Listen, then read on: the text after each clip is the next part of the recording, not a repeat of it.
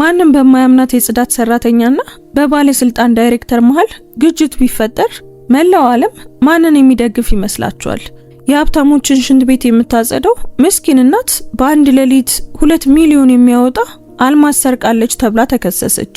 ይህች እናት ግን የታመነችበትን አልማዝ ሳይሆን የጠፋባትን ክብሯን ለማስመለስ እስከ ሞት ድረስ ተፋለመች። ለመሆኑ እውነተኛው ሌባ ማን ነው? ልጇስ በእናቷ እንድትኮራ ያደረገው የአስደናቂ እውነት ምንድን ነው? አንዲት ምንም የሌላት ሴት እንዴት ግዙፍ የሌቦችን ማፊያ ልታንበረክክ ቻለች? እውነት ሁል ጊዜ ታሸንፋለች የሚለውን ተስፋ የሚያድስ እንባና ደስታ የተቀላቀሉበትን ይህንን አስደናቂ ታሪክ እስከ መጨረሻው ተከታተሉት። ሰላም ውድ ቤተሰቦቻችን እንደምን አላችሁ? ታሪኩን ከመጀመራችን በፊት እስኪ ከየትኛው የዓለም ክፍል ሆናችሁ እየተከታተላችሁ እንደሆነ ኮሜንት ላይ ጻፉልን። የሁላችሁንም መስማት እንፈልጋለን። ያላችሁበትን ሀገር አሊያም የከተማችሁን ስም ንገሩን። ሁሌም ለምትሰጡን ሐሳብና አስተያየት ከልብ እናመሰግናለን። እንደዚህ አይነት ታሪኮችን መስማት የምትወዱ ከሆነ አሁኑኑ ሰብስክራይብ በማድረግ ቤተሰባችንን ተቀላቀሉ። አንዲት ትንሽ ደግነት የሰውን ህይወት ይለውጣል ብላችሁ የምታምኑ ከሆነ ላይክ አድርጋችሁ ጀምሩት። የእናንተ አንድ ላይክ ለቻናላችን እድገት ትልቅ ዋጋ አለው። በየቀኑ የምንለቃቸው ታሪኮች እንዳያመልጧችሁ የደወል ምልክቱን ተጫኑ። አሁን ወደ ታሪካችን እንመለስ። ከሌሊቱ 9 ሰዓት ላይ በካዝናው ውስጥ ተረስቶ የተገኘ 2 ሚሊዮን የሚያወጣ የአንገት ሐብል ስታገኝ ቢሮውን ለብቻዋ እያጸዳች ነበር። ከ10 ደቂቃ በኋላ በስርቆት ተከሳ በካቴና ታስራ ነበር። ነገር ግን ቢሊየነሩ ካሜራዎችን ለማየት ሲጠይቅ ካሰበው በላይ እጅግ የራቀ ሴራን አገኘ። የአድሪያኖ ኮርፖሬሽኖች የድርጅት ህንፃ ሙሉ በሙሉ ባዶ ነበር። በአራተኛው ፎቅ ኮሪደር ላይ የጽዳት ጋሪዋን እየገፋች ብቻዋን ከምትጓዘው ከኢዛቤላ ኮስታ በስተቀር በ27 ዓመቷ እሷ ያንን ቦታ ከራሳቸው ከስራ አስፈጻሚዎቹ በተሻለ እያንዳንዱን ጥግ ታውቀው ነበር። በዚያ ሰዓት ሰራ የነበረው የ8 ዓመት ልጇን ሶፊያን ከመንከባከብ ጋር ማመጣጠን የምትችልበት ብቸኛው ሰዓት እሱ ስለነበር ነው። ኢዛቤላ ጋሪውን በዋናው ኮሪደር ላይ እየገፋች ተነፈሰች። የጽዳት ሰራተኛ ደሞዝ ሂሳቦችን ለመክፈል በፍጹም አይበቃም። ነገር ግን ቢያንስ ቋሚ ስራ ነበር። ልጇ ሶፊያ የግል ትምህርት ቤት መክፈል ስላልቻለችና በአካባቢው ያሉ የመንግስት ትምህርት ቤቶች ትልቅ የጥበቃ ዝርዝር ስላላቸው ለ2 ወራት ሳትማር ቆይታለች። በሷ ህይወት ውስጥ እያንዳንዱ ሳንቲም ዋጋ ነበረው። የፋይናንስ ዳይሬክቶሬት ቢሮ ሁልጊዜም መጨረሻ ላይ የምታጸዳው ነበር። እሱ በጣም የቅንጦት ከውጭ የሚገቡ የቤት እቃዎች የተሞላና ከተማዋን ቁልቁል የሚያሳይ ልዩ እይታ ያለው ክፍል ነበር። ወደ ክፍሉ ስትገባ አንድ ነገር ወዲያውኑ ትኩረቷን ሳበው። ካዝናው ክፍት ነበር፣ ሙሉ በሙሉ ክፍት። ኢዛቤላ በበሩ ላይ ግራ በመጋባት ቆመች። ያ ካዝና ከዚህ በፊት ክፍት ሆኖ አይታው አታውቅም። ሁልጊዜ እዚያ ስታጸዳ በጣም ውድ በሆነ ስዕል ጀርባ ተደብቆ ተዘግቶ ነበር። አሁን ግን የሆነ ሰው መዝጋት እንደረሳ ሆኖ ተበርግዶ ነበር። እናም በካዝና ውስጥ በዘፈቀደ ተጥሎ አየች። በአንዳንድ ወረቀቶች ላይ ከፊልም የወጣ የሚመስል የአንገት ሐብል፣ ትልልቅ አልማዞች በቢሮ ደካማ ብርሃን ስር እንኳን ያብረቀርቁ ነበር። ኢዛቤላ ምራቋን ዋጠች። ያ በጣም ትልቅ ሀብት መሆን አለበት። በጭንቀት ዙሪያዋን ተመለከተች። በፎቁ ላይ ማንም አልነበረም። ህንፃው እንደ መቃብር ዝም ያለ ነበር። የሆነ ዳይሬክተር የአንገት ሐብሉን ማስቀመጥ ረስቶት ይሆናል፣ ወይም ደግሞ ለጌጣጌጥ የሚያገለግል የውሸት ዕቃ ይሆናል። ኢዛቤላ ምን ማድረግ እንዳለባት በትክክል ሳታውቅ በቀስታ ተጠጋች። የመጀመሪያ ምላሿ የጽዳት ጨርቋን አንስታ በካዝናው ዙሪያ ለማጽዳት ነበር። ነገር ግን አንድ ነገር እንድታመነታ አደረጋት። ያ ሁኔታ ትክክል አልነበረም። ለምንድነው አንድ ሰው እንዲህ ያለ ውድ ነገር እዚያ ሜዳ ላይ ጥሎ የሚሄደው? ካላት የተሻለ ግምት በተቃራኒ እጇን ዘርግታ እውነተኛ ወይም ተመሳሳይ መሆኑን ለማየት የአንገት ሐብሉን በጥቂቱ ነካችው። ክብደቱና ብልጭታው ምንም ጥርጥር አልፈጠረባትም። እውነተኛ ነበር። ምክንያቱም በህይወቷ ሙሉ ከምታገኘው በላይ ገንዘብ የሚያወጣ ነበር። ኢዛቤላ የማታውቀው ነገር ከአንድ ተክል ጀርባ ስትራቴጂካዊ በሆነ መንገድ ተደብቃ የነበረች አንዲት ትንሽ ካሜራ እያንዳንዱን እንቅስቃሴዋን መዝግባ ነበር። ይህች ካሜራ ደግሞ በህንፃው ይፋዊ የደህንነት ስርዓት ውስጥ አልነበረችም። የአንገት ሐብሉን ከማየት ማቆም ሳትችል በጠረጴዛው ዙሪያ በጭንቀት ስታጸዳ 10 ደቂቃዎች አለፉ። ለምንድነው ያዚያ የነበረው? ለምንድነው ካዝናው ክፍት የሆነው? ምንም ትርጉም ሊሰጣት አልቻለም። ድንገት የፈጣን የእግር ድምጽ በኮሪደሩ ላይ አስተጋባ። ኢዛቤላ ልቧ ሲመታ ተሰማት። በፍጥነት እየቀረቡ ያሉ የበርካታ ሰዎች የእግር ኮቴ ድምጽ ነበር። የጽዳት ጨርቁን ጣለችና ወዲያውኑ ከካዝናው ራቀች። በሩ በታላቅ ድምጽ ተበረገደ። 3 የደህንነት ሰራተኞች ፖሊሶቹ ወረራ ያደረጉ ይመስል ወደ ክፍሉ ገቡ። ከኋላቸው የፋይናንስ ዳይሬክተሩ ማርሴሎ ሳንቶስ የተለማመደ በሚመስል የቁጣ ስሜት ገባ። አውቄ ነበር። ማርሴሎ ወደ ኢዛቤላ እየጠቆመ ጮኸ። እዚህ የሆነ ስህተት እንደተፈጠረ አውቄ ነበር። ኢዛቤላ ምንም ሳትረዳ ቆመች። አቶ ማርሴሎ፣ እኔ ዝም ብዬ እያጸዳው ነበር። እያጸዳሽ? አንደኛው የደህንነት ሰራተኛ በስልጣን ስሜት ወደ እሷ እየተጠጋ አቋረጣት። በዳይሬክትሪቱ ካዝና ውስጥ እጅሽን እያስገባሽ ነበር። አይ ክፍት ሆኖ አግኝቼው ነው። እኔ ምንም አልነካውም። በእርግጥ አልነካሽም፣ ማርሴሎ በፊት ተናገረ። እናም የ2 ሚሊዮን ሪያል አንገት ሐብል በካዝናው ተነስቶ ወደ እጆችሽ በራሱ ተንቀሳቅሷል ማለት ነው? ኢዛቤላ ግራ በመጋባት እጆቿን ተመለከተች። ምን አይነት የአንገት ሐብል? እኔ ምንም አይነት ሐብል አልወሰድኩም። ፈትሿት፣ ማርሴሎ ወዲያውኑ አዘዘ። የሆነ ነገር እንደምታገኙ እርግጠኛ ነኝ። የደህንነት ሰራተኞቹ ተጠጉ እና ኢዛቤላ በፍርሃት ወደ ኋላ ፈገፈገች። ልትፈትሹኝ አትችሉም። እኔ ምንም ጥፋት አላጠፋውም። ነገር ግን ሊነኳት ከመቻላቸው በፊት ሌላ የእግር ድምጽ በኮሪደሩ ላይ አስተጋባ። የበለጠ የተረጋጋ፣ የበለጠ የተለካ የእግር ኮቴ ድምጽ። አድሪያኖ ሮቻ ወደ ክፍሉ ገባና አጠቃላይ ሁኔታው ተለወጠ። በ36 ዓመቱ አድሪያኖ የዚያ ግዛት ባለቤት ነበር። ነጣ ያለ ጠይም፣ ሁሉ ጊዜም በትክክል የተበጠረ ፈዘዝ ያለ ቡናማ ጸጉር ነበረው። ማንኛውንም አካባቢ ጸጥ የሚያሰኝ ግርማ ሞገስ ነበረው። ከኢዛቤላ ዓመታዊ ደሞዝ የበለጠ ዋጋ ያለው ልብስ ለብሷል። ነገር ግን አይኖቹ ከውጫዊ ገጽታ እጅግ የራቀ ስለታም ብልህነትን ያሳዩ ነበር።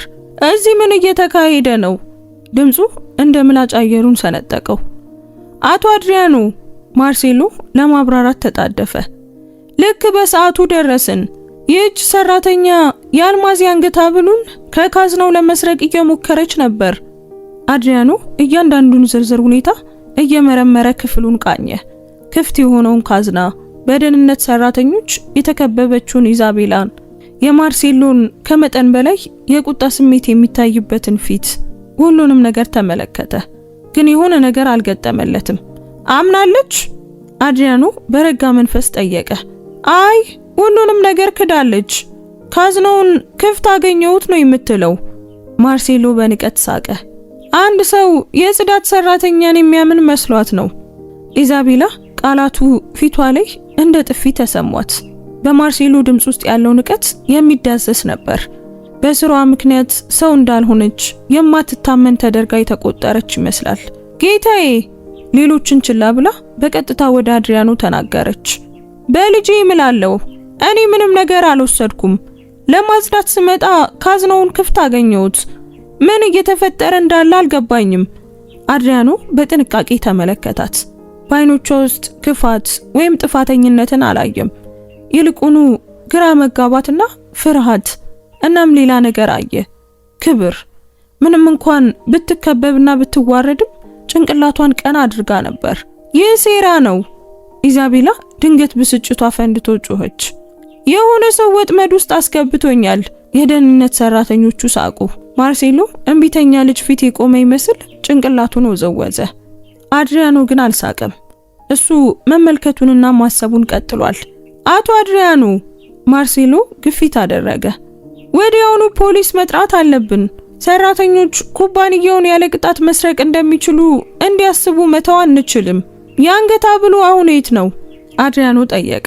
አሁንም ካዝና ውስጥ ነው። ለእግዚአብሔር ምስጋና ይሁንና በሰዓቱ ደረስን። ማርሴሎ በፍጥነት መለሰ። የሚገርም ነው፣ አድሪያኖ በሹክሹክታ ተናገረ። ስለዚህ እኛ ቀድመን ስለደረስን ምንም ነገር መውሰድ አልቻለችም ማለት ነው።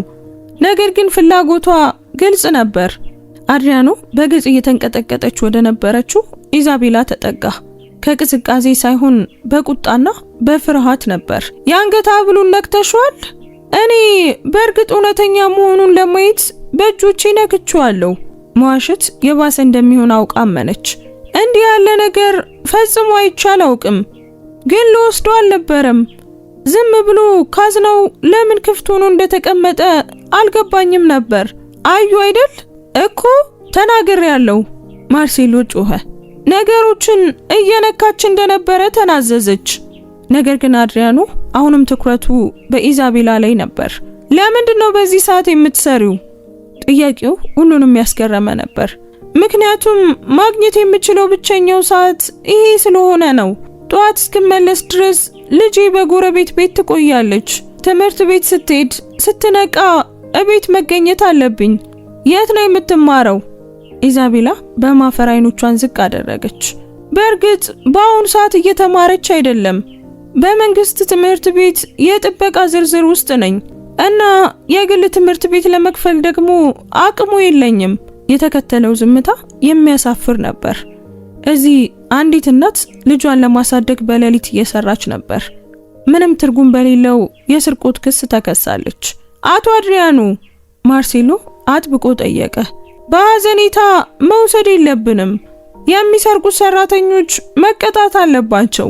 እንደ ምሳሌ ይሆናሉ። አድሪያኖ በመጨረሻም ወደ ማርሴሎ ዞረ። እዚህ የሆነ ነገር እየተከሰተ መሆኑን አንተ እንዴት ልታውቅ ቻልክ? ማለት እንዴት? በጣም በፍጥነት ከደህንነት ሰራተኞች ጋር ደረስክ። ችግር እንዳለ እንዴት ልታውቅ ቻልክ? ማርሴሎ ላፍታ መነታ። የደህንነት ስርዓቱ በካዝና ውስጥ እንቅስቃሴ እንዳለ አስጠነቀቀ። ምን አይነት ስርዓት? ካዝናው የራሱ ሴንሰር እኮ የለውም። እኔ አጠራጣሪ እንቅስቃሴ፣ አጠቃላይ ማስጠንቀቂያ ደርሶን ነው። ተንተባተበ። አድሪያኖ ወደ ደህንነት ሰራተኞቹ ተመለከተ። እናንተ ምን አይነት ማስጠንቀቂያ ደረሳችሁ? ሰዎቹ በጭንቀት እርስ በርሳቸው ተያዩ። አቶ ማርሴሎ በቀጥታ ነው የጠራን። በስንት ሰዓት? ከ15 ደቂቃ በፊት። አድሪያኖ መረጃውን መረመረ። ስለዚህ አንድ ነገር ከመከሰቱ በፊት እንኳን እንደሚከሰት ታውቁ ነበር ማለት ነው። በክፍል ውስጥ ያለው ድባብ ሙሉ በሙሉ ተለወጠ። ድንገት ማርሴሎ ከዚህ ቀደም የነበረው በራስ መተማመን የጠፋ መሰለ። የደህንነት ሰራተኞቹ በጭንቀት አላባቸው እና ኢዛቤላ ሁሉም ነገር ከጀመረ ወዲህ ለመጀመሪያ ጊዜ ትንሽ የተስፋ ጭላንጭል ተሰማት። አቶ አድሪያኖ በጠንካራ ድምፅ ተናገረች። እባክዎን የደህንነት ካሜራዎቹን ያረጋግጡ። እኔ ምንም አላጠፋሁም። እውነቱን እዚያ ላይ ያገኙታል። ማርሴሎ በፍጥነት ጣልቃ ገባ። የዚህ ፎቅ ካሜራዎች ለጥቂት ቀናት የቴክኒክ ችግር አለባቸው። ልክ በዚህ ሳምንት ደህንነቱን አጠናክረናል። የሚገርም ነው፣ አድሪያኖ በሹክሹክታ ተናገረ። እናም ለመጀመሪያ ጊዜ በድምፅ ውስጥ የጥርጣሬ ስሜት ታየበት። ኢዛቤላ በአየሩ ላይ የሆነ ነገር ሲለወጥ ተሰማት። የዚህ ህንጻ በጣም ኃይለኛው ሰው ይፋዊውን የታሪክ ስሪት መጠራጠር ጀምሯል እና ይህም በሆነ መንገድ ልቧ ለረጅም ጊዜ ባልተሰማት ተስፋ እንዲመታ አደረገው። አድሪያኖ በድጋሚ ክፍሉን ቃኘ። አይኖቹ ሌሎች የሚያመልጧቸውን ዝርዝሮች እያዩ ነበር። አሁን እዚህ የሆነ ነገር በጣም የተሳሳተ ነበር እና ምን እንደሆነ ለማወቅ ቆርጦ ነበር። አቶ አድሪያኖ፣ በዚህ ሁኔታ ጊዜ ማባከን የለብንም። ማርሴሎ ውድ ከረቫቱን በስልጣን ምልክት እያስተካከለ ተናገረ። እንደሱ ያሉ ሰዎች ፈጽሞ አይለወጡም። አንድ ሌባ ከሆነች ሁልጊዜም ሌባ ናት። ኢዛቤላ እያንዳንዷ ፊደል ሆዷ ላይ እንደተሰነዘረ ጡጫ ተሰማት። እዚህ እሷ በኩባንያው አንዲት ፒን እንኳን ወስዳ የማታውቅ ታታሪ ሴት እንደ ተፈጥሮ ወንጀለኛ እየተፈረደባት ነበር። ሌባ እየተባለች ነበር። እንደሱ ያሉ ሰዎች፣ አድሪያኖ በቀስታ ደገመው እና በድምፁ ቃና ውስጥ የሆነ አደገኛ የሆነ ነገር ነበር። አሁን ጌታዬ፣ እንደሱ ያሉ ትምህርት የሌላቸው መርህ የሌላቸው ሰዎች አጋጣሚውን ሲያዩ ይጠቀሙበታል። ይህ ተፈጥሯቸው ነው። ኢዛቤላ በቁጣ ደረቷ ሲፈላ እጆቿን ጨበጠች። እኔ እርሱ ከሚኖሩበት በላይ መርህ አለኝ። በቀጥታ ማርሴሎን እያየች ተናገረች። ቤተሰቦቼን ለማስተዳደር ከ15 ዓመቴ ጀምሮ በታማኝነት እሰራለሁ። በታማኝነት? ማርሴሎ ሳቀ። በታማኝነት ማለት በሌሊት የሰዎችን ካዝና መነካካት ማለት አይደለም። ካዝናው ክፍት ሆኖ እንዳገኘሁት አስረድቻለሁ። እና እኛ ግልጽ ማስረጃ እያለ የአንዲትን የጽዳት ሰራተኛ ቃል ማመን አለብን? አድሪያኖ ሁኔታው በማደግ ላይ ባለ ምቾት ማጣት ሆኖ ይመለከት ነበር። ማርሴሎ ያንን ሁኔታ በሚመራበት መንገድ ላይ ተፈጥሯዊ ያልሆነ ነገር ነበር። የሆነ የተለማመደው የሚመስል ነገር ምን ማለት እንዳለበትና መቼ ማለት እንዳለበት በትክክል የሚያውቅ ይመስላል።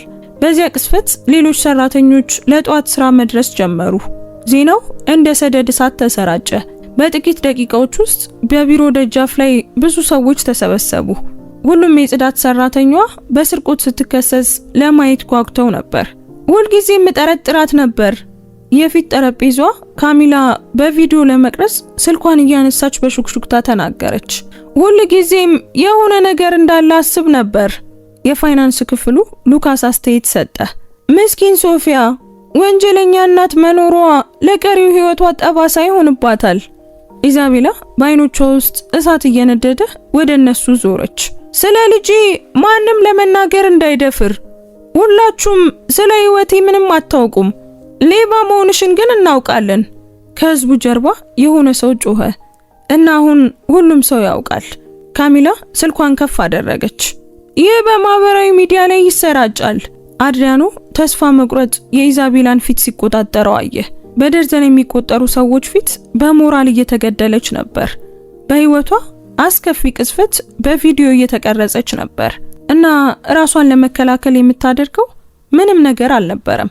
ቪዲዮ መቅረጻችሁን አቁሙ፣ አድሪያኖ በጽኑ አዘዘ። ግን አቶ አድሪያኖ፣ ካሚላ ተቃወመች። ህዝቡ እዚህ የሚሰሩትን ወንጀለኞች እነማን እንደሆኑ የማወቅ መብት አለው። አቁሙ አልኩኝ እኮ። የአድሪያኖ ቃል ለክርክር ቦታ የሚሰጥ አልነበረም። ስልኮች ሳይወዱ በግድ ተቀመጡ። ነገር ግን መጥፎ አስተያየቶች ቀጠሉ። ኢዛቤላ፣ ማርሴሎ ወደ ጥቃቱ ተመለሰ። ዛሬ ለዚህ ፎቅ ጽዳት ተብለሽ በተለየ ስለመመደብሽ ምን ማብራሪያ አለሽ? የሚገርም አጋጣሚ ነው አይደል? ኢዛቤላ ፊቷን አኮሳተረች። ምን ማለት ነው መመደብ ማለት? እኔ ሁልጊዜ ማክሰኞ ይህንን ፎቅ አጸዳለሁ። ሁልጊዜም። ማርሴሎ የተገረመ መሰለ። የሚገርም ነው፣ ምክንያቱም እንደ ሪከርዳችን ከሆነ ከዚህ በፊት የፋይናንስ ዳይሬክተሩን አጽድተሽ አታውቂም። አይ እውነት አይደለም፣ እዚህ ማጽዳት ከጀመርኩ 2 ወር ሆኖኛል። ይህንን ማረጋገጥ ትችያለሽ ኢዛቤላ? ኢዛቤላ ለመመለስ አፏን ከፈተች። ነገር ግን ማረጋገጥ እንደማትችል ተረዳች። የአንዲት የጽዳት ሰራተኛ የዕለት ተዕለት ዝርዝር ሁኔታን ማን ሊያስታውስ ይችላል? ለሷስ ማን ይመሰክርላታል? ተመልከቱ እንግዲህ። ማርሴሎ አጋጣሚውን ተጠቀመ። እዚህ ለመገኘት ፈቃድ እንዳላት እንኳን ማረጋገጥ አትችልም። ከጊዜ ወደ ጊዜ ነገሩ ይበልጥ አጠራጣሪ እየሆነ ነው። ፈቃድ አለኝ። በየሳምንቱ ከጽዳት ተቆጣጣሪዋ ጋር እነጋገራለሁ። የትኛዋ ተቆጣጣሪ? ቢያትሪስ ትላንት ለረፍት ወጣለች። አሁንም ሌላ አጋጣሚ። ኢዛቤላ ከእግሯ ስር መሬት እየተሰነጠቀ እንደሆነ ተሰማት። እያንዳንዱ የሁኔታው ዝርዝር እሷን በወንጀል ለመወንጀል በጥንቃቄ የታቀደ ይመስል ነበር። የሆነ ሰው ሁሉንም ነገር አስቦት እንደነበረ ሁሉ። አቶ አድሪያኖ፣ በድምጿ ውስጥ ተስፋ መቁረጥ እየታየ ወደሱ ዞረች። ልጄ ሶፊያ ለግል ትምህርት ቤት ገንዘብ ስለሌለኝ ለ2 ወራት ሳትማር ቆይታለች። የሆነ ነገር መስረቅ ብፈልግ የ2 ሚሊዮን የአንገት ሐብል ይሆን ነበር ብለው ያስባሉ? የትምህርት ቤት ክፍያዋን ለመክፈል ገንዘብ ነበር የሚወስደው። ኦ አሁን ደግሞ የልጅ ታሪክ መጣ። ማርሴሎ በፌዝ ተናገረ። ሁሉ ጊዜም ተመሳሳይ ሰበብ። ወንጀለኞች ሁሉ ጊዜም ልጆቻቸውን ለሐዘኔታ ይጠቀማሉ። አይ ይሄ ሰበብ አይደለም፣ እውነት ነው። የ8 ዓመት ልጄ ጥሩ ትምህርት ቤት መክፈል ስላልቻልኩ የትምህርት ዘመኑ እያለፋት ነው። እንባ በኢዛቤላ ፊት ላይ መፍሰስ ጀመረ። ነገር ግን የድክመት እንባ አልነበረም፣ የቁጣ እንባ ነበር። ለልጁ ያላትን ፍቅር ለመጠራጠር እንዴት ይደፍራሉ? የዕለት ተዕለት ትግሏን ለሳቅ ምንጭ ለማድረግ ቆይ እንዴት ይደፍራሉ? ወንጀለኛ ልጇን እንደ ሰበብ እየተጠቀመች ነው። ማርሴሎ ሁሉም እንዲሰሙ ጮክ ብሎ ተናገረ። ይህ ደግሞ የተለመደ ነው። አድሪያኖ በዚያ ቅስፈት በኢዛቤል አይኖች ውስጥ የሆነ ነገር ሲሰበር አየ። እስከዚያ ድረስ የነበራት ክብር በጥልቅ ሕመምና ትክክለኛ ቁጣ ተተካ። ስለ ሕይወቴ ምንም አታውቁም፣ ድምጿ በስሜት እየተንቀጠቀጠ ተናገረች። እዚህ ለመስራት በየቀኑ ከሌሊቱ 8 ሰዓት እንደምነሳ ታውቃላችሁ? ለልጄ የትምህርት ቤት ቁሳቁስ ለመግዛት እንደምራብ ታውቃላችሁ? ለቤት ኪራይ ለመክፈልስ ያለኝን ውድ ነገር ሁሉ እንደሸጥኩ ታውቃላችሁ? እና አሁን ለምን እንደሆነ በትክክል አወቅን። ከህዝቡ መሃል አንዱ ተናገረ። ምክንያቱም ሌባ ስለሆንሽ ነው። አይ እኔ ሌባ አይደለሁም፣ ኢዛቤላ ተከራከረች። ድምጿ በፎቁ ሁሉ ላይ አስተጋባ። እኔ ለልጄ የተሻለ ህይወት ለመስጠት የምታገል እናት ብቻ ነኝ። የተከተለው ዝምታ የሚያደነቁር ነበር። በጣም ጨካኝ። ተመልካች እንኳን በድምጿ ውስጥ ባለው ጥሬ ህመም ፊት ለጊዜው ዝም አለ። አድሪያኖ ሁሉንም ነገር ይመለከት ነበር። ሰዎችን እያነበበ ነበር። እውነቱን ከውሸት በመለየት ላይ የተመሰረተ ግዛትን ገንብቷል እና በዚያች ሴት ውስጥ ያለው ነገር ታማኝነትን ያጮህ ነበር። ስለ ልጇ ከምትናገርበት መንገድ ጀምሮ በድምጿ ውስጥ እስካለው እውነተኛ ተስፋ መቁረጥ ድረስ። አቶ አድሪያኖ፣ ማርሴሎ ሁኔታውን እየተቆጣጠረው እንዳልሆነ ተረድቶ ጫና አደረገ። ይህንን አሁኑኑ መፍታት አለብን። ሰራተኞች በሚነኩ ታሪኮች ሊያታልሉን እንደሚችሉ እንዲያስቡ መፍቀድ አንችልም። የምን ሰራተኛ? ኢዛቤላ በምሬት ሳቀች። ለ2 ዓመታት እንደማልታይ ሰው ነው የምታዩኝ። ማንም ደህና ደሪ እንኳን ብሎኝ አያውቅም። አሁን ደግሞ ድንገት እናንተን ለመስረቅ የሚያስችል ጠቃሚ ሰው ሆንኩ ማለት ነው? እንዳንቺ ያሉ ሰዎች ሁሉ ጊዜም ራሳቸውን ተበዳይ ያደርጋሉ፣ ማርሴሎ መለሰ። ሁሉ ጊዜም ለራሳቸው ስህተት ሌሎችን ይወቅሳሉ። እንደኔ ያሉ ሰዎች። ኢዛቤላ አይኖቿ በቁጣ እየበሩ ወደሱ ተጠጋች። ታታሪ ሰዎች፣ ታማኝ ሰዎች፣ አስፈላጊ እንደሆኑ እንዲሰማቸው ሌሎችን ማዋረድ የማይፈልጉ ሰዎች ናቸው። የነሱ ያልሆኑ ነገሮችን የሚነኩም ሰዎች ናቸው አይደል? እኔ ምንም ነገር አልነካውም እምላለሁ። ካዝናውን ክፍቱን ያገኘሁት። አድሪያኖ በመጨረሻም ጣልቃ ለመግባት ወሰነ። ይበቃል። ድምፁ ክርክሩን ቆረጠው። ማርሴሎ፣ የዚህ ፎቅ ካሜራዎች ለጥቂት ቀናት ችግር እንዳለባቸው ተናግረዋል። ልክ ነው ጌታዬ። ለዚህ ነው የሌሊት ጥበቃውን የጨመርነው። የሚገርም ነው። ትላንት የደህንነት ሪፖርቱን መርምሬ ነበር እና ምንም አይነት የቴክኒክ ችግር አልነበረም። ማርሴሎ በፍጥነት አይኑን አርገበገበ። በግልጽ ምቾት አጥቷል። ከሪፖርቱ በኋላ የተከሰተ ችግር መሆን አለበት። በትክክል መቼ ነው የተከሰተው? አይ እሱን አላውቅም። ቴክኒሻኖቹ ሊናገሩ ይችላሉ። እሺ አሁኑኑ ቴክኒሻኖቹን ጥራ። ማርሴሎ አመነታ። አቶ አድሪያኖ፣ ጊዜ እያባከንን እንደሆነ አይሰማዎትም? ሁኔታው ግልጽ ነው። እጅ ከፍንጅ የተያዘች ሰራተኛ አለች። አንተ ራስህ እንዳልከው እኮ የአንገት ሐብሉ አሁንም ካዝና ውስጥ ነው። ምንም ነገር ሳይወሰድ እንዴት ሙከራ ሊሆን ይችላል? ምክንያቱም በሰዓቱ ስለደረስን ነዋ። መድረስ እንዳለባችሁ እንዴት አወቃችሁ? ጥያቄው ሊፈነዳ እንደተቃረበ ቦምብ በአየር ላይ ተንጠልጥሎ ቀረ። ማርሴሎ አፉን ደጋግሞ ከፈተና ዘጋ። በግልጽ አሳማኝ የሆነ መልስ አልነበረውም። ኢዛቤላ በአድናቆትና በምስጋና ድብልቅ ስሜት አድሪያኖን ተመለከተች። ሁሉም ነገር ከጀመረ ወዲህ ለመጀመሪያ ጊዜ ትክክለኛ ጥያቄዎችን እየጠየቀ ነበር። ጌታዬ፣ አሁንም በሚንቀጠቀጥ ድምጽ ተናገረች። እባክዎ የደህንነት ካሜራዎቹን እንዲያረጋግጡ ጠይቆታለሁ። የዚህን ፎቅ ሳይሆን የኮሪደሮቹን፣ የሊፍቶቹን፣ የመግቢያውን። እኔ በተለመደው ሰዓቴ እንደመጣው መደበኛ ስራዬን እንደሰራውና ምንም እንዳልወሰድኩ ያያሉ። ይህ ምንም አያረጋግጥም። ማርሴሎ ጣልቃ በመግባት ለማስረዳት ሞከረ። በኋላ ለመውሰድ ብላ የአንገት ሐብሉን የሆነ ቦታ ደብቀው ሊሆን ይችላል። የት? ኢዛቤላ ጠየቀች። በሁሉም ፊት ፈትሹኝ። ቁምሳጥኔን፣ ቦርሴን፣ የጽዳት ጋሬንም መፈተሽ ትችላላችሁ። ምንም ነገር አታገኙም፣ ምክንያቱም ምንም አልወሰድኩም።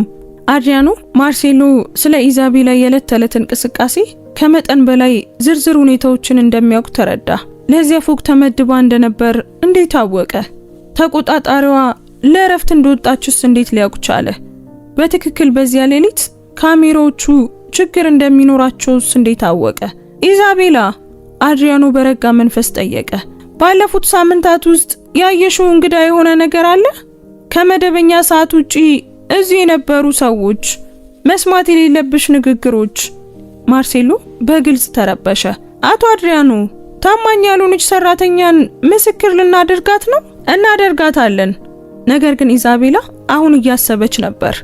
አሁን እርሶ ሲናገሩ ባለፈው ሳምንት ከሌሊቱ 5 ሰዓት አካባቢ ከዚህ ክፍል የሚወጡ ድምጾችን ሰምቻለሁ።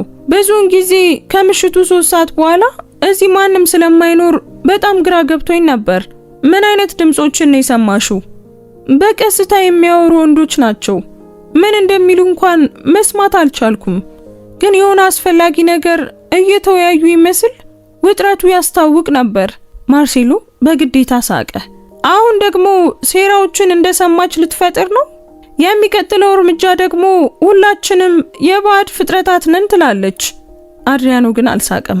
ድምጾቹን ልትለያቸው ትችያለሽ? ምናልባት አንዱ ድምጽ የሚታወቅ ይመስል ነበር። ይበቃል፣ ማርሴሎ ተናገረ። ተስፋ ለቆረጠች ሌባ መድረክ አንሰጣትም። አቶ አድሪያኖ ከትህትና ጋር ለወንጀለኛ እየተከላከሉ ነው። አድሪያኖ ዳይሬክተሩ ወደ ኋላ እንዲያፈገፍግ የሚያደርግ እይታን አሳየው። ወንጀለኛ ተፈርዶባታል ወይስ ተቀጣለች? ወይስ ያለምንም እውነተኛ ምርመራ ጥፋተኛ መሆኗን አስቀድመው ወስነሃል? ጌታዬ፣ ማስረጃዎች እኮ ግልጽ ናቸው። የምን ማስረጃ? ማንኛውም ሰው ሊከፍተው የሚችል ክፍት ካዝና ነው። በቦታው ያለ የአንገት ሐብል፣ ለወራት በተመሳሳይ ሰዓት የምትሰራ ድንገት ያለምንም ማስረጃ የምትከሰስ ሰራተኛ። ማርሴሎ ቦታውን በፍጥነት እያጣ እንደሆነ ተረዳ። ጌታዬ፣ አንድ ዝቅተኛ ሰራተኛ ክስ ባቀረበ ቁጥር የዳይሬክተሮችን ቃል መጠራጠር ከጀመርን ዝቅተኛ። አድሪያኖ ባደገኛ ሁኔታ ደገመው። የሚገርም የቃላት ምርጫ ነው። ኢዛቤላ ክርክሩ ልቧ በፍጥነት እየመታ ተከታተለው ነበር። በ2 ሰዓት ውስጥ ለመጀመሪያ ጊዜ ምናልባትም የፍትህ እድል እንዳለ ተሰማት። የዚያ ህንፃ በጣም ኃይለኛው ሰው ይፋዊ ትረካን እየጠየቀ ነው። አቶ አድሪያኖ በጠንካራ ድምጽ ተናገረች። በልጄ ህይወት እምላለሁ፣ እኔ ንጹህ ነኝ። ማርሴሎ በግልጽ ተስፋ መቁረጥ አንድ እርምጃ ወደፊት ተራመደ። ጌታዬ፣ አንድ ታማኝ ያልሆነች ሰራተኛ በኩባንያው ታማኝነት ላይ ጥርጣሬ እንድትሰራ መፍቀድ አንችልም። የኩባንያው ታማኝነት። አድሪያኖ በበረዶ አይኖች ወደ እርሱ ዞረ። በትክክል አሁን እነዚህን ቃላት መጠቀምህ የሚገርም ነው። እና በዚያ ቅስፈት ኢዛቤላ ማዕበሉ እየዞረ እንደሆነ አወቀች። ግን እንዴት እንደሆነ አታውቅም፣ መቼም እንደሆነ አታውቅም። ነገር ግን በአድሪያኖ እይታ ውስጥ የሆነ ነገር ተለውጦ ነበር። እሱ በሐሰቱ ውስጥ ማየት ጀምሮ ነበር። እሷ ያላሰበችው ነገር ግን ሊገለጥ ያለው እውነት ማንኛውም ሰው ሊጠረጥራት ከሚችለው በላይ እጅግ የከፋ መሆኑን ነበር።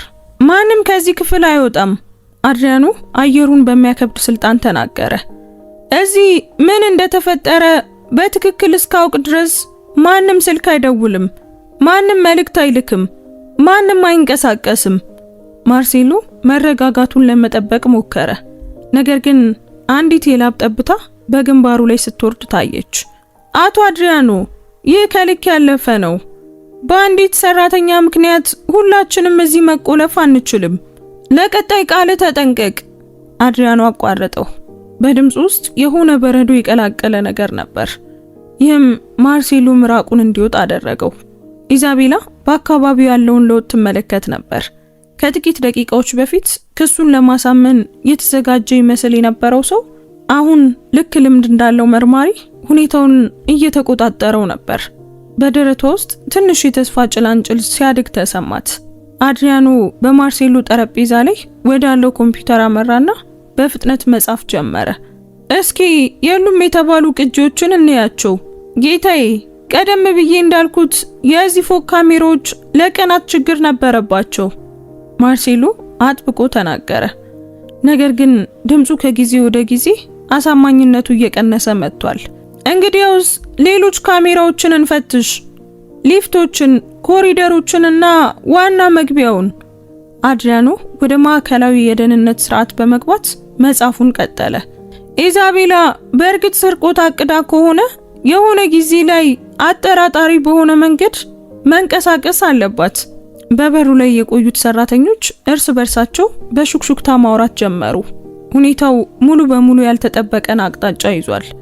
እንደ ቀላል እጅ ከፍንጅ ወንጀል የጀመረው ነገር አሁን ትልቅ የወንጀል ምርመራ መስሏል። የሚገርም ነው፣ አድሪያኖ ስክሪኑን እያየ በሹክሹክታ ተናገረ። እዚህ ላይ እንደሚያሳየው የአራተኛው ፎቅ ካሜራዎች መስራት ያቆሙት ልክ ከሌሊቱ 8:45 ላይ ነው። የቴክኒክ ችግር እንዳልኩት ነው። ማርሴሎ እፎይታ ለማግኘት እየሞከረ ተናገረ። ግን እዚህ ጋር ሌላ የሚገርም ነገር አለ፣ አድሪያኖ ቀጠለ። ቀዝቃዛ ፈገግታ በከንፈሮቹ ላይ ታየ። ካሜራዎቹ ላይ ምንም አይነት ስህተት አይታይም።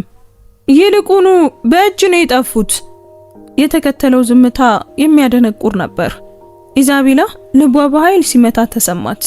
የሆነ ሰው ሆነ ብሎ ካሜራዎቹን አጥፍቷቸዋል። ይህ ከሁሉ ነገር በስተጀርባ እቅድ እንደነበር ያረጋግጣል። በእጅ ነው የጠፉት ስትል በቁጣ ደገመችው። እንግዲያውስ እኔ ትክክል ነበርኩ። ይሄ ነገር ሴራ ነው። ተረጋጊ። ማርሴሎ ሁኔታውን ለመቆጣጠር ሞከረ። ወደ ስርዓቱ መግቢያ ያለ ማንኛውም ሰው ሊያጠፋው ይችላል፣ እሷ ራሷን ጨምሮ። አድሪያኖ በቀስታ ወደሱ ዞረ። ኢዛቤላ ወደ ደህንነት ስርዓቱ መግቢያ አላት? አይ በቀጥታ ባይሆንም ታዲያ እንዴት ካሜራዎቹን ማጥፋት ትችላለች? ማርሴሎ መኮላተፍ ጀመረ። እንዴት እንደሆነ አውቃ ሊሆን ይችላል፣ ወይም ደግሞ የሆነ ሰው እርዳታ ሰጥቷት ሊሆን ይችላል። ማን? አድሪያኖ ጫና አደረገ። ሌላ ወደ ስርዓቱ መግቢያ ያለው ማን ነው? ጥያቄው ሊወድቅ እንደተቃረበ ሰይፍ በአየሩ ላይ ተንጠልጥሎ ቀረ። ማርሴሎ መውጫ እየፈለገ ዙሪያውን ተመለከተ። ነገር ግን በራሱ ቃላት ተተብትቦ ነበር። ዳይሬክተሮች መግቢያ አላቸው ሲል በመጨረሻም አመነ። እና አንዳንድ የደህንነት ሰራተኞች። ዛሬ ሌሊት በህንጻ ውስጥ ስንት ዳይሬክተሮች ነበሩ? ማንም አልነበረም። ግልጽ ነው፣ እኛ በዚህ ሰዓት አንሰራም። አድሪያኖ ወደ ኮምፒውተሩ ተመልሶ የመግቢያ መዝገቦችን መፈተሽ ጀመረ። እስቲ ይህ እውነት መሆኑን እንመልከት። አድሪያኖ እየጻፈ ሳለ ኢዛቤላ ማርሴሎን ትመለከት ነበር። ዳይሬክተሩ በግልጽ ተረብሿል። ከረባቱን ደግሞ ደጋግሞ ያስተካክላል። ሊያመልጥ እንደሚፈልግ ሁሉ ወደ በሩ ይመለከታል። ታማኝ ባልሆነ ሰራተኛ መበሳጨት ብቻ ለሚገባው ሰው የባህሪ እንግዳ ነበር። በጣም ይገርማል፣ አድሪያኖ ተናገረ እና ድምፁ አደገኛ የድል ስሜት ነበረው። እንደ መዝገቡ ከሆነ ትላንት ምሽት 5:15 ላይ መግቢያ ካርድህን ተጠቅመሃል። ማርሴሎ ገረጣ። እኔ የረሳኋቸውን አንዳንድ ሰነዶች ለመውሰድ ተመልሼ ነበር። ምን አይነት ሰነዶች? አስፈላጊ ውሎች ናቸው። ቤት ሆኜ መገምገም ነበረብኝ። እና በስንት ሰዓት ወጣ? በትክክል አላስታውሰውም። ስርዓቱ ግን ያስታውሳል። አድሪያኖ ንባቡን በመቀጠል ተናገረ። ከሌሊቱ 8:50 ላይ ነው የወጣኸው። የመረጃው ክብደት እንደ መብረቅ ክፍሉን መታው። ካሜራዎቹ በጠፉበትና ኢዛቤላ የአንገት ሐብሉን ለመስረቅ በሞከረችበት ጊዜ ሁሉ ማርሴሎ በህንጻ ውስጥ ነበር። ሰነድ ለመውሰድ 5 ሰዓት ሁሉ በቢሮ ውስጥ? ኢዛቤላ በፊት ጠየቀች። እነዚያ ምን አይነት ሰነዶች ነበሩ? ይህ ያንቺ ጉዳይ አይደለም። ማርሴሎ ሙሉ በሙሉ መረጋጋቱን አጥቶ ተናገረ። እንደ እውነቱ ከሆነ ጉዳዩዋ ነው። አድሪያኖ በረጋ መንፈስ ተናገረ። ምክንያቱም አሁን ስርቆት በተፈጸመበት ሰዓት ህንጻ ውስጥ የነበረ በሚገርም ሁኔታ በጠፉት ካሜራዎች የመግቢያ ፍቃድ ያለውና ስለ ሰራተኞች የዕለት ተዕለት እንቅስቃሴ አጠራጣሪ ዕውቀት ያለው ዳይሬክተር አለን። ማርሴሎ በፍጥነት እየሰመጠ መሆኑን ተረዳ። አቶ አድሪያና፣ እኔ በአንዲት ሰራተኛ ላይ ሁኔታዎችን እያቀነባበርኩ እንደሆነ እየተናገሩ ነው? ይህ ዘበት ነው። ዘበት ነው? አድሪያኖ ተነስቶ ከማርሴሎ ጋር ፊት ለፊት እስኪገጣጠሙ ድረስ ተራመደ። እንግዲያውስ ኢዛቤላ በዚህ ፎቅ ላይ እንድታጸዳ መመደቧን እንዴት እንዳወክ እስኪ ያስረዳኝ። የጽዳት ተቆጣጣሪዋ ለረፍት መውጣቷንስ እንዴት አወክ? ካዝናውን ክፍት ካገኘች ልክ ከ10 ደቂቃ በኋላ ከደህንነት ሰራተኞች ጋር እንዴት እዚያ ልትገኝ ቻልክ? እያንዳንዱ ጥያቄ የማርሴሎን መከላከያ ሰብሮ እንደሚገባ ጦር ነበር። አፉን ከፈተ። ከዚያም መልሶ ዘጋው። በግልጽ አሳማኝ የሆኑ መልሶች አልነበሩትም። እኔ የደህንነት ሁኔታውን እየተከታተልኩ ነበር። ካሜራዎቹ ጠፍተው ሳለ እንዴት ነው የምትከታተለው? ሌሎች መንገዶች ነበሩኝ። ምን አይነት መንገዶች? ማርሴሎ እንደተከበበ እንስሳ በጭንቀት ዙሪያውን ተመለከተ። ያኔ ነበር የሞት ስህተቱን የሰራው። እነሆ ምናልባት በክሱ ላይ አጋንኜ ሊሆን ይችላል። ነገር ግን ይህ ማለት እሷ ንጹህ ናት ማለት አይደለም። እንደሱ ያሉ ሰዎች ኢዛቤላ ተቀምጣበት ከነበረው ወንበር ተነስታ አቋረጠችው። ቆይ እኔ ምን አይነት ሰው ነኝ አቶ ማርሴሎ? አንቺ ራስሽ በደንብ ታውቂያለሽ። አይ አላውቅም፣ እስኪ ንገረኝ። ቆይ እኔ ምን አይነት ሰው ነኝ? ማርሴሎ በቁጣ ተገፋፍቶ የነበረበትን አድሏዊ አመለካከት እንደገለጸ ተረዳ። ማለትህ ምን ማለት ነው? ኢዛቤላ አይኖቿ በቁጣ እየበሩ ወደሱ ቀረበች። እርሶ እኔን የሚጠሉኝ የጽዳት ሰራተኛ ስለሆንኩ ነው? የሚጠሉኝ ሴት ስለሆንኩ ነው? የሚጠሉኝ ልጄን ለማሳደግ ስለምታገል ነው? ይህ ምንም ግንኙነት የለውም። አይ ሁሉም ግንኙነት አለው። እርሶ ምንም አይነት ምርመራ ሳይደረግ ጥፋተኛ መሆኔን ወስነዋል። አድሪያኖ ግጭቱን በከፍተኛ ፍላጎት ይመለከት ነበር። ማርሴሎ ቁጥጥሩን እያጣ ነው። ብዙውን ጊዜ ደብቆ የሚያስቀምጣቸውን የባህሪውን ገጽታዎች እየገለጠ ነበር። ኢዛቤላ ትክክል ናት፣ አድሪያኖ በቀስታ ተናገረ። ከመጀመሪያው ቅስፈት ጀምሮ አድሎ አሳይተሃታል። ጥያቄው ለምንድነው የሚለው ነው። እኔ በማንም ላይ አድሎ የለኝም። ታዲያ ለምንድነው እሷ ጥፋተኛ ናት ብለህ ወዲያውኑ የወሰንከው? ለምንድነው ሌሎች እድሎችን ያላሰብከው? ለምንድነው እሷን ወንጀለኛ ለማለት ይቸኮልከው? ማርሴሎ በግልጽ ተስፋ በመቁረጥ ወዲያ ወዲህ ማለት ጀመረ። አቶ አድሪያኖ እርሶ ቀላሉን ሁኔታ ወደ ሴራ እየቀየሩት ነው። ሴቲቱ ካዝናውን እየጎረጎረች ነበር። ካዝናውን ክፍት አገኘሁት ብላለች እኮ እና እሷን ነው የሚያምኑት? ለምን አላምናትም? ምክንያቱም እሷ ምንድናት ማርሴሎ? ጥያቄው በአየሩ ላይ ተንጠልጥሎ ቀረ። ማርሴሎ አሁን የሚናገረው ማንኛውም ነገር አድሎን እንደሚያረጋግጥና የሱን አቋም ይበልጥ ደካማ እንደሚያደርገው ተረዳ። ያኔ ነበር አድሪያኖ ይበልጥ ለማጥበቅ የወሰነው። አንድ ነገር እናድርግ። የአይቲ ቴክኒሻኑን ጠርቼ ካሜራዎቹ በትክክል መቼና እንዴት እንደጠፉ እንዲያረጋግጥ አድርጋለሁ። የቴክኒክ ችግር ከሆነ እሱ ያረጋግጣል። በእጅ የተደረገ ከሆነ ደግሞ ማን እንዳደረገው ያውቃል። አይ ማርሴሎ ጮኸ እና ወዲያውኑ ስህተቱን ተረዳ። ማለቴ ቴክኒሻኑን አሁን ማስቸገር አያስፈልግም። ለምን? ምክንያቱም ትንሽ ሁኔታ ስለሆነ ምንም ዋጋ የለውም። የ2 ሚሊዮን ስርቆት ትንሽ ሙከራ ነው። ማርሴሎ አሁን ተከቧል እና ያንን ያውቃል። እያንዳንዱ የሚናገረው ቃል የራሱን ጉድጓድ ይበልጥ እየቆፈረ ነበር። ኢዛቤላ ሁሉንም ነገር በእርካታና በፍርሃት ድብልቅ ስሜት ትመለከት ነበር። በመጨረሻ የሆነ ሰው ይፋዊውን ትረካ መጠራጠሩን በማየቷ እርካታ ተሰምቷታል። ካሰበችው በላይ ትልቅ በሆነ ነገር ውስጥ መግባቷን በመረዳቷ ደግሞ ፍርሃት ተሰምቷታል። አቶ አድሪያኖ አለች በረጋ መንፈስ፣ አንድ ጥያቄ መጠየቅ እችላለሁ? በእርግጥ ትችያለሽ።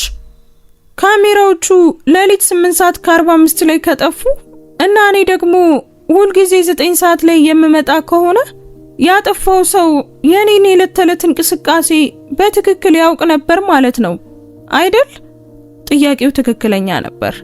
አድሪያኖ በቀስታ ራሱን ነቀነቀ። ልክ ነው። የእርሶን ሰዓቶች በደንብ የሚያውቅ ሰው ነው እና የኔን ሰዓቶች ማን በትክክል ያውቃል? ጥሩ ጥያቄ ነው። ማርሴሎ በድጋሚ ሁኔታውን ለመቆጣጠር ሞከረ። አቶ አድሪያኖ ይህ ነገር ከቁጥጥር ውጪ እየሆነ ነው። ታማኝ ባልሆነች ሰራተኛ ዙሪያ የሴራ ንድፈ ሐሳቦችን እየፈጠርን ነው። ታማኝ ያልሆነች? አድሪያኖ በበረዶ አይኖች ወደሱ ዞረ። ቆይ በምን ማስረጃ ላይ ተመስርተ ነው ይሄን የምትለው? ሜዳ ላይ ያገኘችውን ነገር ስለነካች ነው? ልጇን ለማሳደግ በሌሊት ስለሰራች ነው? ወይስ የጽዳት ሰራተኛ ስለሆነች? በሚገርም ሁኔታ ክፍት በነበረ ካዝና ውስጥ እጇን ስታስገባ በመገኘቷ ላይ ተመስርቼ ነው። ካዝናዎች በራሳቸው አይከፈቱም። ልክ ነው። አድሪያኖ በአደገኛ ሁኔታ ፈገግ ብሎ ተናገረ። ያንን ካዝና የሆነ ሰው ከፍቶታል። ጥያቄው ግን ማን ነው የሚለው ነው። የተከተለው ዝምታ በውጥረት የተሞላ ነበር። ክፍል ውስጥ ያሉ ሁሉ ፍንጩ ገባቸው። ኢዛቤላ ካዝናውን ካልከፈተች ሌላ ሰው ከፍቶታል ማለት ነው። መግቢያ ያለው ሰው፣ የሷን እንቅስቃሴ በትክክል የሚያውቅ ሰው፣ በዚያ ሌሊት ህንፃ ውስጥ የነበረ ሰው። አቶ ማርሴሎ፣ ኢዛቤላ በጠንካራ ድምፅ ተናገረች። ያንን ካዝና የከፈቱት እርሶ ኖት? አይ እኔ አይደለሁም። ታዲያ ማን ከፈተው? በምን ቁልፍ? በምን የይለፍ ቃል? እኔ መግቢያ እንደሌለኝ ተናግረዋል። ማርሴሎ በድጋሚ ራሱን እንደተቃረነ ተረዳ። ኢዛቤላ ወደ ካዝናው መግቢያ ከሌላት እንዴት ልትከፍተው ትችላለች? መግቢያ ካላት ደግሞ ለምን ማርሴሎ ቀደም ብሎ አልተናገረም? አድሪያና ማርሴሎን በከፍተኛ ፍላጎት ይመለከተው ነበር። ዳይሬክተሩ በግልጽ የሆነ ነገር እየደበቀ ነው። ዋናው ነገር ምን እየደበቀ እንደሆነ ማወቅ ነው። ማርሴሎ አለ በረጋ መንፈስ፣ ከኔ የምትደብቀው ነገር አለ እንዴ? አይ በፍጹም የለም ጌታዬ። እንግዲያውስ ባለፉት ወራት ያደረከውን የገንዘብ እንቅስቃሴ በመረምር ግድ አይሰጥህም አይደል? ጥያቄው ማርሴሎን ሆዱ ላይ እንደተሰነዘረ ጡጫ መታው። በግልጽ ገረጣ እና ይበልጥ በኃይል ማላብ ጀመረ። ለምንድነው ይህንን የሚያደርጉት? ምክንያቱም አንዱ ዳይሬክተሪ የኩባንያውን ንብረት ስርቆት በሚመለከት ሁኔታ ላይ አጠራጣሪ ባህሪ እያሳየኝ ስለሆነ ነው። እኔ ኩባንያውን ለመጠበቅ ብቻ እየሞከርኩ ነው ወይስ ራስህን ነው ለመጠበቅ እየሞከርክ ያለኸው? እና በዚያ ቅስፈት ማርሴሎ ከእንግዲህ ማምለጫ እንደሌለው ተረዳ። ክቡ እየጠበበ ነበር። አድሪያኖ ከእንግዲህ እሱ ያሰበው አይነት ረዳት አልነበረም። ያላሰበው ነገር ግን ገና የባሰ ነገር እንደሚመጣ ነበር። የማርሴሎ ስልክ በኪሱ ውስጥ አጥብቆ መጮህ ጀመረ። ድምፁ የክፍሉን የውጥረት ዝምታ ወደ አደጋ ማስጠንቀቂያ ሰነጠቀው። ሁሉም አይኖች ወደ እሱ ዞሩ። እሱም ስልኩ ሊፈነዳ እንደተቃረበ ቦምብ ይመለከተው ነበር። ትመልሳለህ? አድሪያኖ በአደገኛ መረጋጋት ጠየቀ። አዎ፣ ዝም ብሎ የንግድ ስልክ ነው። ማርሴሎ እየተኮላተፈ ስልኩን ለማጥፋት ሞከረ። ነገር ግን አድሪያኖ ፈጣን ነበር። በቅልጥፍና እንቅስቃሴ ጥሪውን ውድቅ ከማድረጉ በፊት ስልኩን ከማርሴሎ እጅ ላይ ነጠቀው። በስክሪኑ ላይ ያለው ስም አይኖቹ እንዲጠቡ አደረጋቸው። ቤቶ፣ የደህንነት ሰራተኛ። የሚገርም ነው። አድሪያኖ ስልኩን እያየ በሹክሹክታ ተናገረ። የደህንነት ሰራተኛው ቤቶ እየደወለልህ ነው። አስፈላጊ መሆን አለበት። አይ ምንም አስፈላጊ ነገር አይደለም። አድሪያኖ ስልኩን አንስቶ ስፒከር ላይ አደረገው። የቤቶ ድምፅ በክፍል ውስጥ በግልጽና በጭንቀት ተሰማ። ማርሴሎ ጓደኛዬ፣ አንድ ነገር ተበላሽቷል። አለቃው ስለ ካሜራዎቹ እየጠየቀ ነው። በእጅ እንደጠፉ ደርሶበታል። ምን ልበል? የተከተለው ዝምታ ፍጹም ነበር። ኢዛቤላ በሰውነቷ ውስጥ የፍትህ ማረጋገጫ ስሜት ሲንቀሳቀስ ተሰማት። የሚያስፈልጋት ማስረጃ እዚያ ነበር። ማርሴሎ እሷን በወንጀል ለመወንጀል ከደህንነት ሰራተኛው ጋር ተባብሮ ነበር። ሄሎ ማርሴሎ፣ እየሰማኸኝ ነው? የቤቱ ድምፅ ቀጠለ። አድሪያኖ ማርሴሎን ተመለከተውና ቤቱ የሚሰጠን አንዳንድ ማብራሪያዎች ያሉት ይመስላል አለ። ማርሴሎ ስልኩን ለመመለስ ሞከረ። ነገር ግን አድሪያኖ እንዳይደርስበት አደረገ። ቤቶ፣ እኔ አድሪያኖ ሮቻ ነኝ። ወደ ፋይናንስ ዳይሬክቶሬት ክፍል አሁኑኑ ና። ምን? አቶ አድሪያኖ? እኔ አሁኑኑ ና ቤቶ። አድሪያኖ ስልኩን ዘግቶ ወደ ማርሴሎ ዞረ። እንግዲህ የደህንነት ኃላፊው የቴክኒክ ችግር አለባቸው ስላልካቸው ካሜሮች ለምን እንደሚደውልልህ ልታስረዳኝ ትችላለህ? አዎ ላብራራ እችላለሁ። እንደምትችል እርግጠኛ ነኝ። ኢዛቤላ በአዲስ ጉልበት ከወንበሯ ተነስታ ጣልቃ ገባች። እኔን በወንጀል ለመወንጀል እንዴት እንዳቀድክ ልታስረዳ ትችላለህ? የኔን ታማኝነት በእኔ ላይ እንዴት እንደተጠቀምክ ልታስረዳ ትችላለህ? ሁኔታው አልገባሽም። በደንብ ገብቶኛል እንጂ። ኢዛቤላ በቁጣ አይኖቿ እየበሩ ወደሱ ቀረበች። እርሱ ለጥፋቱ ማላከክ ያስፈልጎት ነበር እና ማንም አያምነኝም ብለው ስላሰቡ የጽዳት ሰራተኛዋን መረጡ። ማርሴሎ በሷ ቁጣ ተሸብሮ ወደ ኋላ ፈገፈገ። አይ እንደዛ አልነበረም። ታዲያ እንዴት ነበር? ማርሴሎ ከመመለሱ በፊት ቤቶ ወደ ክፍሉ ደረሰ። የ40 ዓመት ሰው፣ ዘገምተኛ ሰውነት ያለውና ፊቱ ላይ ብዙ ጓደኝነት የማይታይበት ሰው ነበር። አድሪያኖ እዚያ ሲያየው በግልጽ ገረጣ። አቶ አድሪያኖ፣ እርሶ እዚህ እንደሚኖሩ አላወቅኩም ነበር። ግልጽ ነው፣ አድሪያኖ በደረቁ መለሰ። ቤቶ፣ በእጅ ስለጠፉ ካሜራዎች ለምን ለማርሴሎ እንደደወልክ አስረዳኝ። ቤቶ መመሪያ ፍለጋ በጭንቀት ማርሴሎን ተመለከተ። እኔ እንግዲህ እውነቱን ንገረኝ ቤቶ፣ አሁኑኑ። አቶ አድሪያኖ፣ ዝም ብሎ አለመግባባት ነበር። ምን አይነት አለመግባባት ነው የደህንነት ካሜራዎችን ማጥፋትን የሚጨምረው? ቤቶ በግልጽ ማላብ ጀመረ። ማርሴሎ ሚስጥራዊ ስብሰባዎችን ስለሚያደርግ የ4ኛውን ፎቅ ካሜራዎች እንዳጠፋቸው ጠየቀኝ። ምን አይነት ስብሰባ? ሚስጥራዊ የንግድ ጉዳዮች መሆናቸውንና ምንም አይነት መዝገብ ሊኖር እንደማይገባ ተናገረ። አድሪያኖ ወደ ማርሴሎ በገዳይ አይኖች ዞረ። ሚስጥራዊ የንግድ ጉዳዮች በእኔ ህንፃ ውስጥ ምንም አይነት መዝገብ ሊኖርባቸው የማይገባ? ምን አይነት ንግድ ነው የምትሰራው? ማርሴሎ ሙሉ በሙሉ እንደተከበበ ተረዳ። አቶ አድሪያኖ፣ ሁሉንም ነገር ማስረዳት እችላለሁ። ትችላለህ? እንግዲያውስ ስለ ካሜራዎቹ ለምን እንደዋሸህ አስረዳኝ። ለምን በሌሊት ህንፃ ውስጥ እንደነበርክም አስረዳኝ። ለምን ንጹህ ሰራተኛን በወንጀል ለመክሰስ እንደተባበርክ አስረዳኝ። እኔ አልተባበርኩም። ኢዛቤላ በምሬት ሳቀች። እንግዲያውስ በዚያ ፎቅ ላይ ለብቻዬ እንደመሆን እንዴት አወቁ? ተቆጣጣሪዋ ለረፍት መውጣቷንስ እንዴት አወቁ? ልክ በትክክለኛው ሰዓት ከደህንነት ሰራተኞች ጋር እንዴት እዚህ ደረሱ? ማርሴሎ አፉን ደጋግሞ ከፈተና ዘጋ። አሁንም ምንም አይነት አሳማኝ መልስ አልነበረውም። ያኔ ነበር አድሪያኖ ይበልጥ ለማጥበቅ የወሰነው። ቤቶ፣ ካሜራዎቹን ከማጥፋት ውጪ ማርሴሎ ሌላ ምን መመሪያ ሰጠ? ቤቶ እንደገና ማርሴሎን ተመለከተ። እሱም ዝም እንዲል በጭንቀት ምልክት ሰጠው። አድሪያኖ ግን አስተዋለ። ቤቶ፣ አንተ የምትሰራው ለኔ እንጂ ለማርሴሎ አይደለም። ለጥያቄው ለኔ መልስ ስጠኝ። እሱ እስከ ሌሊቱ 9 ሰዓት ከሩብ ድረስ እንድጠብቅና ከዚያ ከሁለት የደህንነት ሰራተኞች ጋር ወደ 4ኛው ፎቅ እንድወጣ ነገረኝ። 9 ሰዓት ከሩብ፣ አድሪያኖ ደገመው። በጣም የተለየ ሰዓት። ለምን በትክክል ያ ሰዓት? እሱ ሲናገር ማርሴሎን ሙሉ በሙሉ ሊያስጠይቀው እንደሆነ ተረድቶ ንግግሩን ላፍታ ቆመ። ጊዜው ምን ሲሆን ቤቶ? እሷ ካዝናውን ስትጎረጉር በሚሆንበት ጊዜ እንዲሆን ነው። ንግግሩ ክፍሉን እንደ ኒውክሌር ቦምብ መታው። ኢዛቤላ እግሮቿ ሲብረከረኩ ተሰማት። ማርሴሎ ሁሉንም ነገር በዝርዝር አቅዶት ነበር። መቼ ክፍል ውስጥ እንደምትሆን በትክክል ያውቃል። ካዝናውን ክፍት እንደምታገኝም ያውቃል። የተፈጥሮ ጉጉት አድሮባት የአንገት ሐብሉን እንደምትነካም ያውቃል። ሁሉንም ያውቅ ነበር። ኢዛቤላ በሹክሹክታ ተናገረች። በድምጽ ውስጥ አለማመን ይታይባት ነበር። ካዝናውን ክፍት እንደማገኘው ያውቅ ነበር። አድሪያኖ ከማንኛውም ፍንዳታ ይልቅ ይበልጥ በሚያስፈራ ቀዝቃዛ ቁጣ ወደ ማርሴሎ ዞረ። ይህንን አቅደኸዋል። እያንዳንዱ ዝርዝር ያንተ እቅድ ነበር።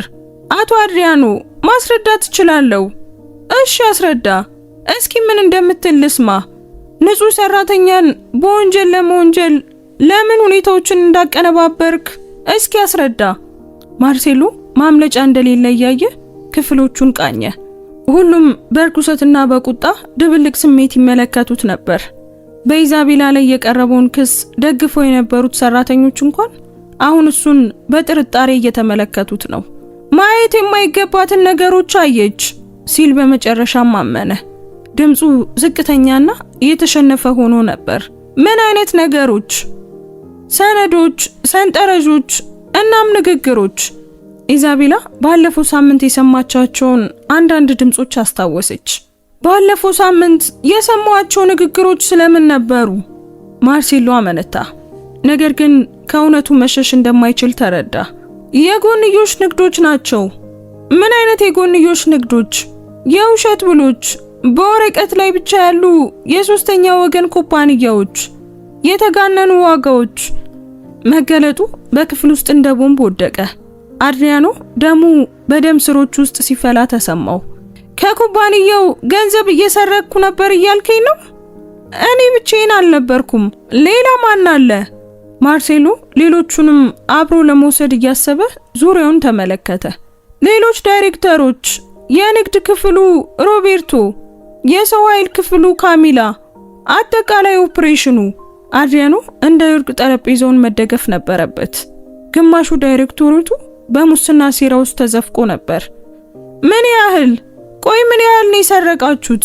ስርቆት አልነበረም፣ ዝም ብሎ በውሎች ላይ የተደረጉ ማስተካከያዎች ብቻ ነበሩ እኮ። ምን ያህል ነው? አድሪያኖ ፈነዳ። በክፍል ውስጥ ያሉትን ሁሉ እንዲያፈገፍጉ አደረገ። 50 ሚሊዮን ማርሴሎ በሹክሹክታ ተናገረ። ባለፉት 2 ዓመታት ውስጥ ቁጥሩ በክፍል ውስጥ እንደ ነጎድጓድ አስተጋባ። 50 ሚሊዮን ሪያል።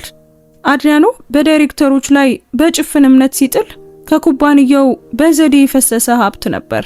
ኢዛቤላ በማርሴሎ ላይ በርኩሰትና ባለማመን ስሜት ተመለከተች።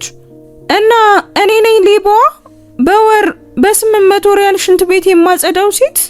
ለምን ከኩባንያው እንድትወጪ እንደፈለግን ይገባሻል። ማርሴሎ ራሱን ለማጽደቅ ሞከረ።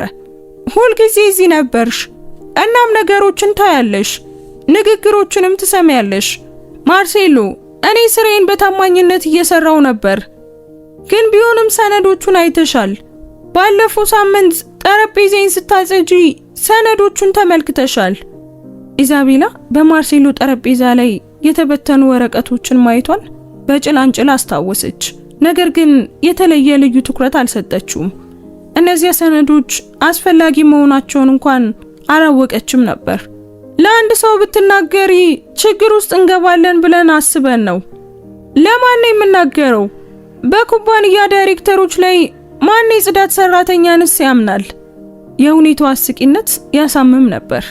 ማርሴሎ ምናልባት ፈጽሞ ሊከሰት በማይችል ፍርሃት የአንዲትን ንጹህ ሴት ሕይወት አጥፍቶ ነበር።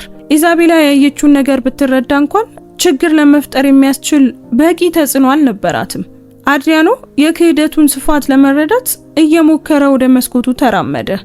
ለዓመታት ያመናቸው ሰዎች በዘዴ ኩባንያውን እየዘረፉት ነበር እና አንዲት ታማኝ ሰራተኛ በአጋጣሚ ኦፕሬሽናቸው ላይ ስትደርስ ዝም ብሎ ከመቆም ይልቅ እሷን ለማጥፋት ወሰኑ። ከሁሉ በላይ ምን እንደሚያናድደኝ ታውቃለህ? አለ ወደ ማርሴሎ ዞሮ። ገንዘቡ ብቻ አይደለም፣ የራስህን ነፍስ ለማዳን ስትል አንዲት ንጹህ ሴትን ለማጥፋት መሞከርህ ነው። አቶ አድሪያኖ፣ እኔ እሷን በተለየ ሁኔታ ለመጉዳት ፈልጌ አይደለም። ታዲያ ምንድነው የፈለከው?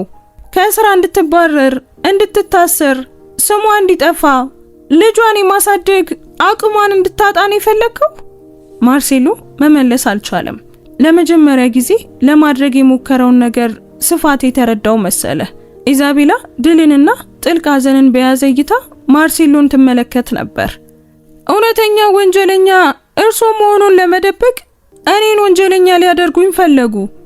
እኔ በጣም አዝናለሁ አለ ማርሴሎ። ያዝናሉ? ኢዛቤላ በምሬት ሳቀች። ሕይወቴን ልታጠፉት ጥቂት ቀርቶ ነበር። ልጄ እናቷ ሌባ ናት ብላ እንድታድግ ልታደርጓት ነበር። ኢዛቤላ፣ እኔ የኔን ስም መጥራት መብት የለዎትም። ኢዛቤላ በቁጣ እየተንቀጠቀጠች ወደሱ ቀረበች። እርሶ 50 ሚሊዮን ሰርቀው እኔን ወንጀለኛ ለማለት እንዴት ደፈሩ?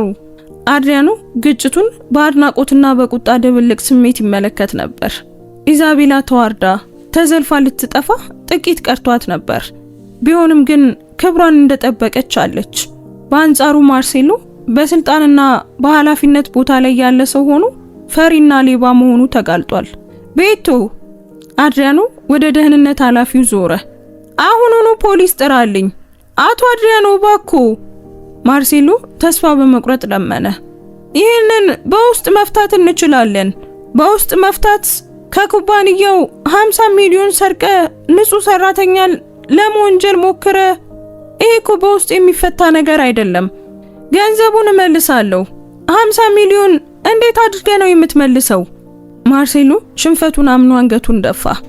ለመሆኑ በምን ላይ ጨረስከው?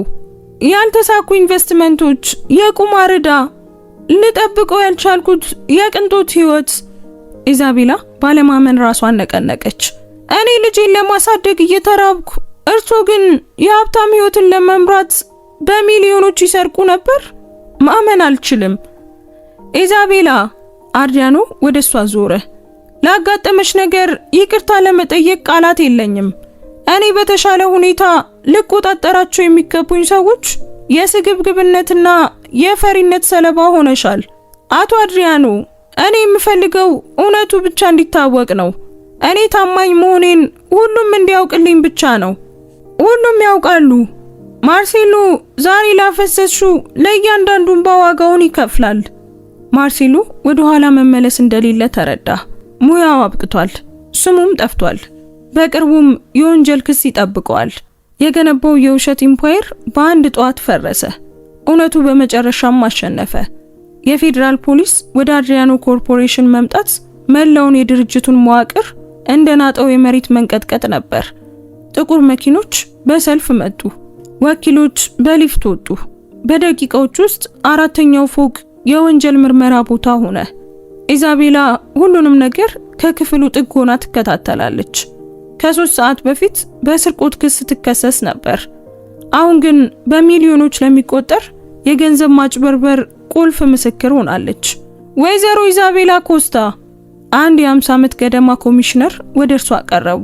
ኮሚሽነር ፈርናንዶ ኮስታ እባላለሁ። ስለ ዛሬው ሁኔታ ቃልሽን እንድትሰጪ ይፈልጋለሁ። እሺ ጌታዬ፣ የሆነውን ሁሉ እናገራለሁ። ምስክርነትሽ አጠቃላይ የወንጀል ኦፕሬሽኑን ለማፍረስ ወሳኝ መሆኑን ታውቂያለሽ አይደል? ኢዛቤላ በወኪሎች እጁ በካቴና የታሰረውን ማርሴሎን ተመለከተች። አውቃለሁ ጌታዬ፣ እንደ ሁልጊዜው እውነቱን ብቻ እናገራለሁ።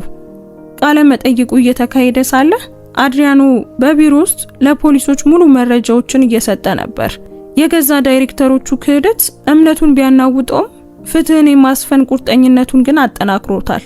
አቶ አድሪያኖ፣ መርማሪው ተናገረ፣ እንደ መጀመሪያው መረጃ ከሆነ ማጭበርበሩ ማርሴሎ ካመነው በላይ ሰፊ ነው። ቢያንስ 80 ሚሊዮን ሪያል ስለመጥፋቱ እያወራን ነው። 80 ሚሊዮን! አድሪያኖ ደሙ ፈላ። ማርሴሎ 50 ሚሊዮን ብሎ ነበር። ምናልባት ስምምነት ለማግኘት ቀንሶት ይሆናል። ነገር ግን ቁጥሮች አይዋሹም። በዚያው ቅስፈት የሰው ኃይል ዳይሬክተሯ ካሚላ ወደ ስራ እንደመጣች ወዲያውኑ በቁጥጥር ስር ዋለች። ትንንሽ ልጆች አሉኝ እባካችሁ እያለች ትጮህ ነበር። መታሰር አልችልም፣ የተላኩልኝን ወረቀቶች ብቻ ነው የፈረምኩት። ኢዛቤላ ሁኔታውን በተደበላለቀ ስሜት ትመለከት ነበር። በአንድ በኩል ፍትህ ሲገኝ በማየቷ ደስ ብሏታል። በሌላ በኩል ደግሞ በሰዎች የተሳሳተ ምርጫ ቤተሰቦች ሲፈርሱ ማየቷ አሳዝኗታል። ኢዛቤላ የሚል ለስላሳ ድምፅ ጠራት። የአድሪያኖ ጸሐፊ ማሪያና ነበረች። እንዴት ነሽ? አሁንም ይህ ሁሉ ነገር እየሆነ ማመን አቅቶኛል፣ ኢዛቤላ መለሰች። ዛሬ ጠዋት ስነቃ የተለመደ የሥራ ቀን መስሎኝ ነበር። ኩባንያውን አዳንሽው ታውቂያለሽ አይደል? አይ እኔ ምንም አላደረኩም።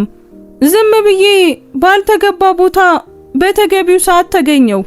ወይስ በትክክለኛው ቦታና በትክክለኛው ሰዓት? ማሪያና አጠገቧ ተቀመጠች። እንዴት ነው በዚህ ሁሉ ሁኔታ ውስጥ መረጋጋት የቻልሽው? እኔ ብሆን ኖሮ እንደ እብድ ነበር የምሆነው። ኢዛቤላ ለጥቂት ጊዜ ያሰበችና መለሰች።